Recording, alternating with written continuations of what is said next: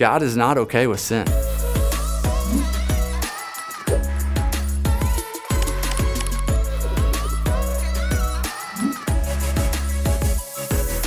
In the Bible, that we see that God is not okay with sin. In scriptures, all through the Old and the New Testament, it shows us that God is not okay. Even though culture accepts it right now and even applauds sin, God is not okay. In Exodus, when Moses was going up to Mount Sinai so he could get the 10 Commandments, which God had already spoken, when Moses came back down the mountain and the Israelites that God had brought out of Egypt, brought through the sea on dry ground, they were sitting there and they were building this golden calf and worshiping this golden calf.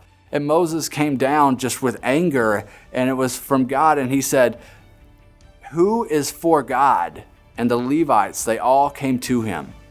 And then he said, and he told them, "If you are for God, strap on a sword." And in that day, 3,000 died because of sin.